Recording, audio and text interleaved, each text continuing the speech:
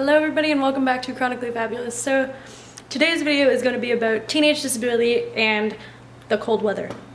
As I've said before, I live in Canada, I live in Toronto, and even though we're a major city, we still get a fuck ton of snow. This is mild right now. This is nothing. But so today I'm going to be telling you how I personally cope with the cold. Okay, so for many of us, a lot of the biggest chronic pain issues come about during the winter season, as I just showed outside.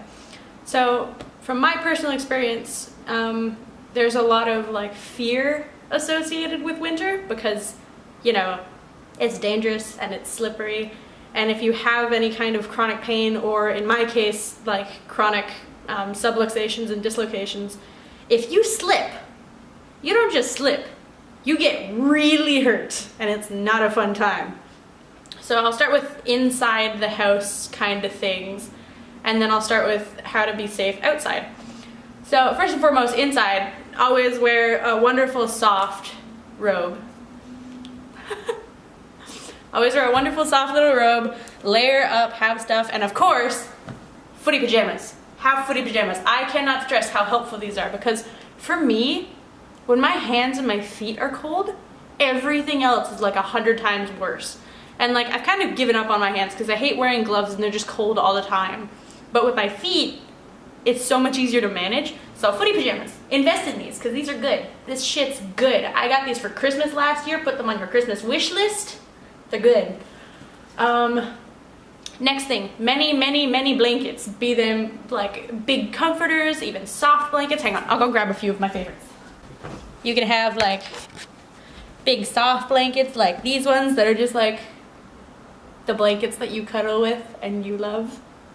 Or you could have big ones like this. Excuse my phone going off in the background. These are like, it's like a thin comforter. It's not like one of those really big duvet comforters, but it's a good like quality blanket. And then just other small like throw blankets. This one's not nearly as thick as the TARDIS blanket, but it's still the same type of material that's like soft and holds heat. And then as far as going outside, get a hat. Now this is overkill because this is my long hat, and it's like probably about 2.5 to 3 feet long, but that's not the point. Get a hat. Cover your ears because it will really help to like keep your body balanced. Yeah, so inside the house, ooh, actually also, I have an electric heating blanket, which sometimes can be very helpful, even if it's not winter. I use it sometimes on like joints that really hurt, and like sometimes, do you know what I mean? Like when you're sitting in a hot bath and sometimes like the hot bath doesn't quite work because it's like all over, but you just want heat in like one spot. A heat blanket can be very helpful for that. Mine is probably only about like 1.5 feet by like 1 foot. But it's so nice because it's not huge, but it heats up enough of an area to make a difference. But it can also, you can also like put it, if your house burns down after I recommend this, it's not my fault, I'm saying this right now. But every once in a while we'll like put the heat blanket under the blankets for about 10 to 15 minutes just to warm up the blankets, and then we turn it off. Don't leave that shit on overnight. It is actually a fire hazard, so don't do that. But yeah, so that's what we do. And then now we will move to outside and safety. Hi, babe. Okay, like I said before, I have very serious winter anxiety. Like as soon as I found out that Toronto was getting its first snowfall, I was like, I'm gonna die. I don't want to leave the house. This is not gonna be a fun time. So to cope with that, first and foremost, analyze why you're scared. What's scaring you? What's making you uncomfortable about winter? Why is it bothering me? So for me, I know that my joints get very sore when it's cold, and I know that slipping is a big fear of mine. It's cold and slipping. Those are my two biggest issues. So in terms of cold, layer up, make sure that you know where you're going, make sure that you don't need to be out in the cold any longer than you need to be. Like the subway station, like in the first clip, there's a subway station very nearby, and it's only a 10 to 15 minute walk. And the buses that come along my route come anywhere between every 2 minutes and every half hour, and it depends on the day. So I regardless of how long that bus is gonna take, I wait for the damn bus because I'm not walking my sore ass all the way home from the bus station for 10 minutes. I would rather be like wait in the subway station for the bus and then take a 3 or 4 minute bus ride and have to walk a minute or two.